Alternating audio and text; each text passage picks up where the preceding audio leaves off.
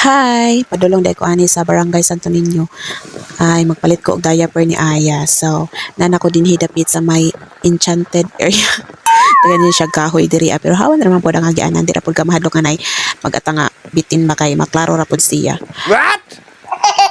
So karon ning adlaw kay grabe jud kaayo ang ulan sa pagkagabi may gani kay dili kayo baha diri supposedly dili unta ko dapat magbasa-basa kay gikan ko gihilot kay nagsakit ang akong kalawasan tungod atong pagkaligid namo sa may tangki.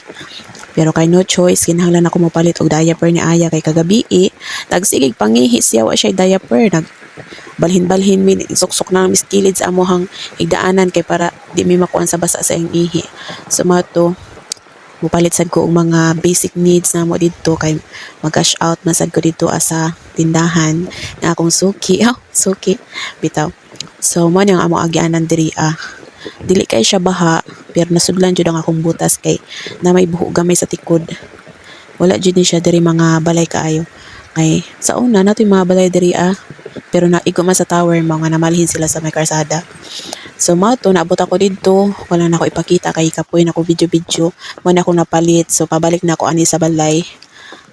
Namalit ra ko didto og kanang diaper, kape, asukar, pan, harina, kalumit kay maghimo ko og binangkal.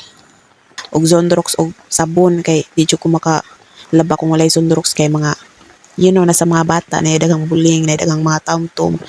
So mao to, padulong na ko ani sa among area, kani siya nga part sa ko ng tiya niya. Unahan ani mo nang ang amo. So, mo dyan akong agyan sa na elementary days, high school, basic na kanina kung pagbalik-balik din nga dala na. Dili na siya layo para sa ako. So mao to, hapit na kumabot sa balay na ako sa may sapa-sapa, din lang kutob, bayi, and God bless. Kay tugnaw na kaayo.